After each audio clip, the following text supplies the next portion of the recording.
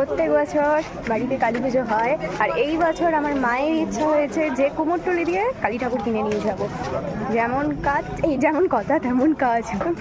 তাই আমি, মা আর এই যে আমার বাবা কোথায় গেল, এই যে বাবা, তিনজনে চলে এসেছি কুমোরটুলি থেকে মাকে নিয়ে আসার জন্য। আর কুমোরটুলিতে কিন্তু বিভিন্ন রকমের প্রতিমা তৈরি করা হয়, ছোট থেকে বড় মাঝারি বিভিন্ন রকমের। আর তোমরা যদি চাও নিজের মনের মতন করে প্রতিমা বানাতে, তাহলে কিন্তু আগে থেকে এসে অর্ডার দিয়ে যেতে হবে, ওনারা বানিয়ে দেয়।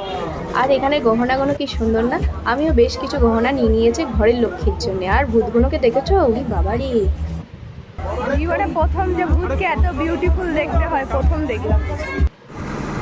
আর এই কাকুটার হাতের কাজ যে এত সুন্দর এত সুন্দর, মানে না দেখে তোমরা বিশ্বাস করবে না। মা বললো এখান থেকে কিনে নি, বললো না না, বাবা বললো আগে ঘুরে দেখি। কাকু বললো কোথাও ঘুরে দেখতে হবে না, একটা মাকে দেখাচ্ছে, তুমি দেখো, দেখেই পছন্দ হয়ে যাবে। আর দেখেই সত্যি পছন্দ হয়ে গেল। ঠাকুর ঠাকুর নিয়ে তাড়াতাড়ি বাড়ি চলে যাই বাবা। এখানে তো মা ঠিক আছে, আমার মাও ঠিক আছে, বাবা ঠিক আছে, সবাই ঠিক আছে, ভূতগুলো একদম ঠিক নেই। আমার দিকে আবার কিরম চোখ তুলে তাকাচ্ছি, বাবা ভয় লেগে গেছে।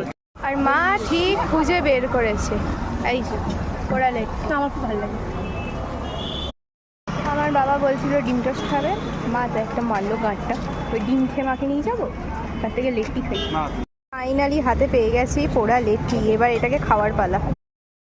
আলুর চোখা দিয়ে আর ধনে পাতার চাটনি দিয়ে পোড়া লেট্টি খেয়ে দেখি কেমন হয়েছে।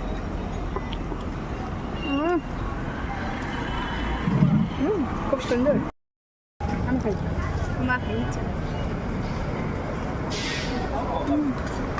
খুব সুন্দর। এখান দিয়ে একটা মাজা কিনে নিয়েছি। মাজা নিয়েছো? বাবাকে আবার গ্লাস দিয়ে দিয়েছে মাজার জন্য।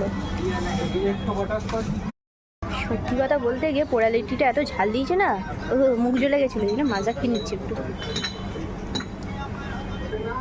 আর